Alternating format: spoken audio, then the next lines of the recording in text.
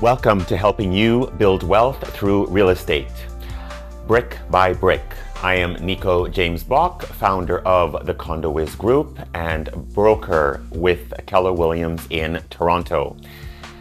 Today, we're connecting the dots between the GTA housing market based on the December 2025 market stats, interest rates, jobs, inflation, trade risk, and Ottawa's latest policy moves so you can understand what actually matters as we navigate the rest of the winter market and head into the spring market.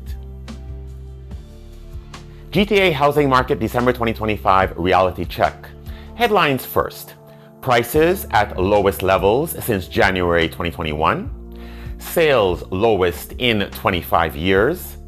December inventory highest in 17 years. Market conditions firmly favor buyers in most pockets. Let's start with the GTA housing market. December 2025 ended colder than anyone expected. Prices are now at their lowest levels since January 2021.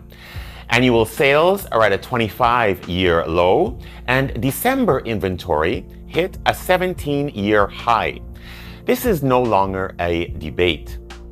We are in a buyer's market for the most part.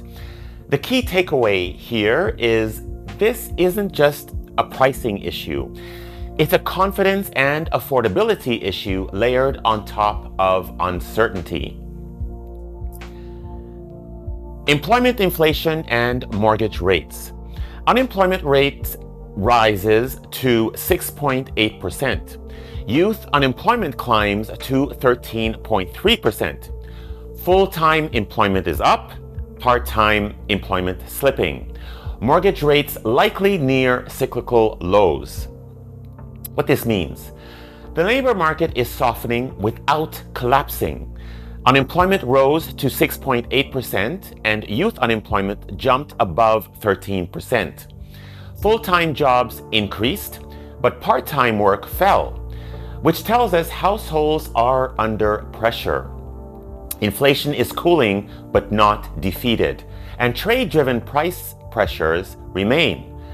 The Bank of Canada is boxed in. Rates may not fall much further, but hikes also look unlikely in the near term. Waiting for dramatically lower mortgage rates is becoming a risk.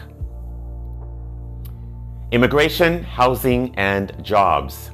The headlines again: population growth remains strong.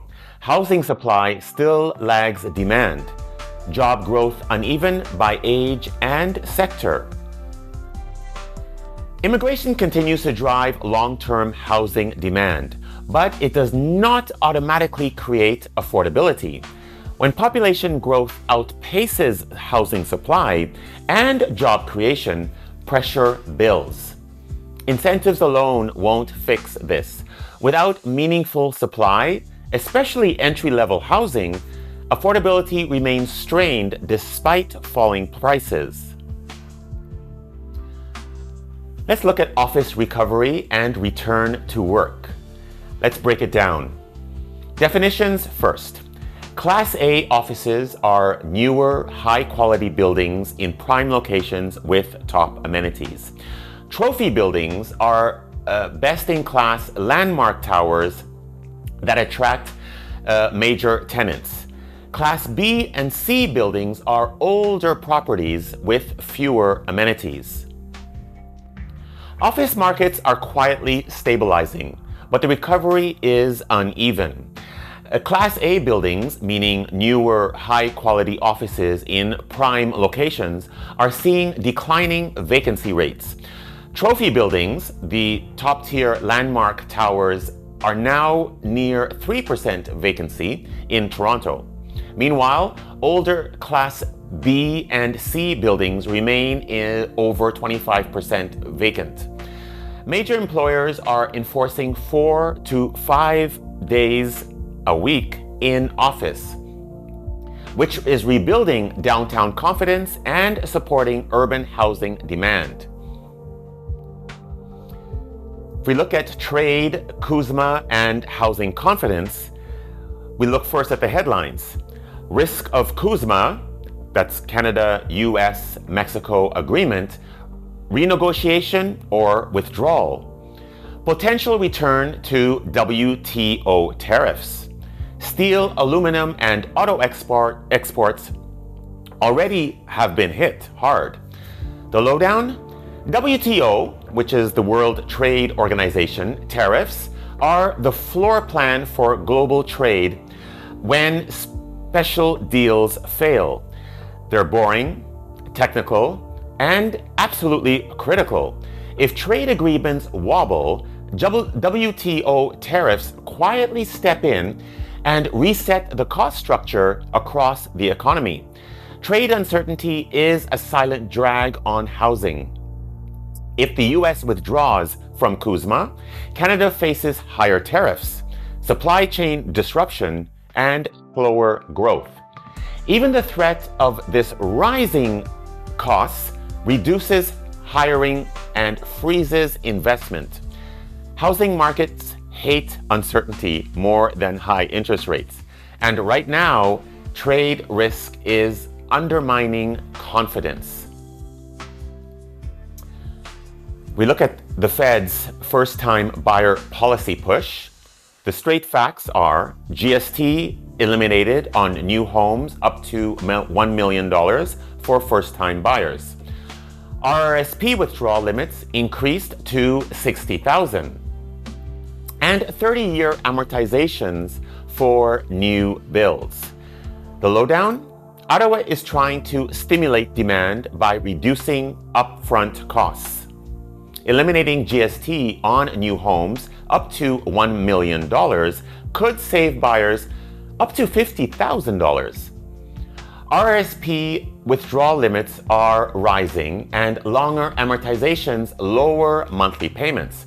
These measures help cash flow, but without new supply, they risk pushing prices rather than restoring true affordability. Key dates to keep in mind that will shape the rest of the winter market and the spring market. January 19th, we're getting the inflation report.